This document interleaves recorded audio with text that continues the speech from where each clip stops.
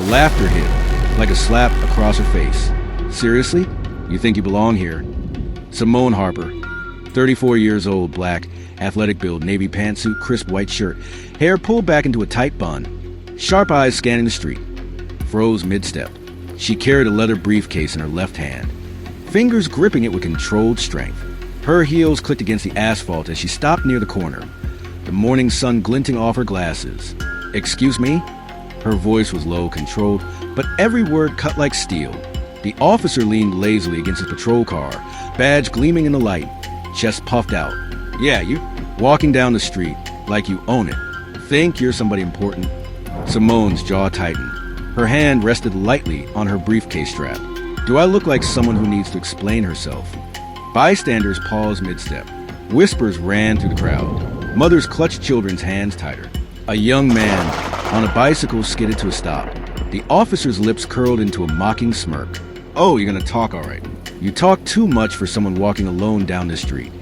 Simone's eyes didn't waver, but they were ice behind the calm mask she wore. They said plainly, "Try me. You have no idea." Hello, everyone. Before we begin today's video, we want to thank you for your support, love, and kindness. We wouldn't have come this far without you. Subscribing is one of the best ways you can help us. It's quick, free, and allows us to continue to bring you great content. Your support means everything. Let's keep this channel growing collectively. Where are you watching from? Drop your city and country in the comments below. Thank you very much.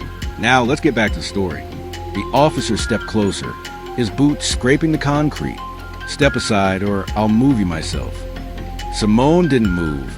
Her hand hovered near her bag, her voice calm, measured. "You're making a mistake." The officer laughed.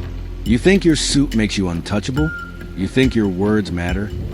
Whispers ran through the crowd. He's harassing her. Why is no one stopping this? Simone's jaw tightened. She had trained for confrontations like this. Her body honed for precision, for control. Deadly calm. Then the officer shoved her lightly. "Don't get smart with me." Simone staggered back slightly but never lost her balance. She straightened her jacket, adjusted her glasses, and said softly, "Step away." The officer smirked. "Oh, so you're tough now." He reached for her arm, but Simone's eyes flared and the crowd sensed it. She unbuttoned her jacket, lifted her badge, and let it shine in the sunlight. "Detective Simone Harper," she said evenly. "Federal Task Force. I suggest you rethink your approach." The officer froze. His smirk vanished. You're... Simone held his gaze, unwavering. "Exactly. You've been mocking someone who enforces the law. And now you realize why that's a very bad idea." Bystanders gasped. "She's law enforcement? Did you see that?" The air shifted. The street had gone from casual to tense in seconds. Other officers nearby straightened in surprise. The street hummed with tension, the collective breath of dozens of pedestrians caught in the moment. The officer stammered, face pale. I didn't know." Simone's eyes were ice. "You didn't care to know. And that, officer, is why I carry this." She stepped forward, voice firm, deliberate. "You saw a black woman walking confidently and decided to mock her. You didn't see a human being. You saw a stereotype." The street was silent. Then a low murmur spread, building into whispers of admiration. Simone's presence alone held the air hostage. She exuded authority, calm, and moral clarity. Pedestrians shifted nervously. A street vendor paused, hands frozen over vegetables. A young boy clutched his mother's hand, eyes wide. Elderly pedestrians shook their heads in disbelief, murmuring, "Who does he think he is?" Simone's gaze swept the crowd. Each whisper, each gasp fed the tension. Her mind was focused on one thing: asserting authority without violence, commanding respect without escalating harm. The officer fumbled, anger flaring, confusion creeping in. "Step aside now," he barked, but his voice lacked conviction.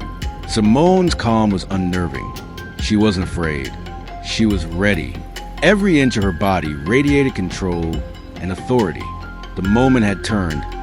The predator was now exposed. She took a slow step closer, badge in hand. "Let me make something very clear. You have no right to mock, intimidate, or threaten anyone, regardless of who they are. And I am not just anyone. The officer's shoulders slumped slightly. He looked around at the bystanders, realizing the weight of public scrutiny. Simone's calm authority magnified the officer's humiliation. You see, Simone continued, how you treat strangers, how you assume who belongs and who doesn't, it matters. And today, your assumptions have consequences. The officer's jaw tightened. Simone's voice cut through him, sharp as steel. You will apologize, and you will learn, not because I demand it, because you owe it to the people you serve. The street held its breath. Pedestrians nodded, some murmuring agreement, others simply watching, absorbed in the lesson being delivered. The officer, realizing he was exposed, clenched his fists, rage flickering. He stepped forward. Simone didn't flinch. She held her ground, stance perfect, weight balanced. One more step, and this becomes assault. And then the law will take over. Do you understand? He froze. The words hit harder than any blow. The public had seen, the power had shifted, and the officer now understood. He was no longer in control. The bystanders murmured approval. A young man whispered to a friend, "She's fearless." An elderly woman nodded, muttering, "Finally, someone putting him in his place." The officer's face turned red with embarrassment and fury. His superiority complex had collapsed in front of the crowd. Simone's eyes scanned the officer, her calm precision deliberate. "I am Federal Task Force. That badge I flashed is not for show. It represents authority, accountability, and responsibility. Not arrogance, not mockery. You have forgotten what you're supposed to uphold." The officer opened his mouth, then closed it. Words failed him. She stepped back slightly, letting the crowd absorb the lesson. Every whispered admiration reinforced the shift of power. "You mocked, you assumed, and you threatened," Simone said. "And now, you realize the consequences of underestimating someone based on appearance. Let this be a lesson to yourself and anyone who watches." The street remained tense, reverent, and awed. This wasn't about cameras or headlines. It was about justice, principle, and dignity in real time. The bystanders started talking quietly among themselves, their voices blending into a low hum of approval and reflection. She didn't even raise her voice, and he's frozen. I've never seen someone handle that so calmly. He's learned a lesson he won't forget. The officer's hands trembled. Sweat beaded on his forehead. His arrogance had evaporated. Humiliation settled in. Simone's calm, commanding presence had shifted the atmosphere entirely. The moral authority was hers, unshakable. Simone adjusted her briefcase, standing perfectly straight. Her gaze held the officer frozen in place. "You will remember this moment," she said softly but firmly. "This isn't the end. It's the beginning of accountability." The officer swallowed hard, realizing the weight of what he had done and the consequences looming ahead. Simone turned to continue down the street toward her federal office. The bystanders watched her pass, whispering among themselves, some nodding in respect, others silently promising change. The air was tense. The lesson had been delivered, but the full reckoning was still to come. The officer, still frozen on the sidewalk, stared at Simone Harper as if trying to will away reality, his mouth open and closed without forming words. The crowd around them had gone silent, tension buzzing like electricity in the air. Every pedestrian, from the elderly woman clutching her shopping bag to the teenagers leaning against a nearby wall, waited for the next move. Simone's voice cut through the quiet, measured and lethal in its calmness. "Step aside," she said softly, but there was an unspoken command in the tone. "You are no longer in control here, and you will understand exactly why." The officer's chest heaved. Beads of sweat ran down his temple. His hands twitched at his sides. Every instinct screamed to assert dominance, but the presence of authority, real authority, froze in him. Simone straightened her jacket, adjusted the briefcase strap over her shoulder, and began walking toward him slowly, deliberately, each step sending a clear message. Power is not in a uniform. It is an integrity. By now, a few other uniformed officers had approached, sensing the gravity of the situation. Their expressions were a mix of surprise and concern. One of them whispered under his breath, "She's federal, she's serious." The officer who had mocked Simone tried to speak. I didn't know. I wasn't." Simone's gaze didn't falter. Ice-cold precision cut through his words. "You didn't care to know. You assumed. You judged. And that is exactly what this badge you wish to prevent, not encourage." He flinched under the weight of the truth. His body language betrayed shame, panic, and a dawning realization of the public humiliation he had earned. Simone stepped closer. Her presence was commanding but controlled. "Do you understand now why your behavior was unacceptable?" The officer swallowed hard. "Why, yes."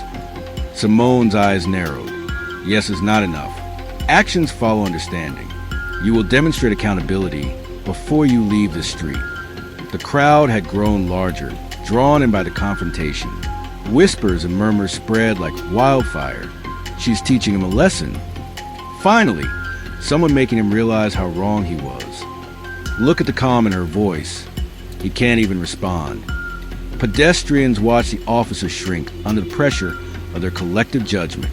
No one applauded. No cameras flashed.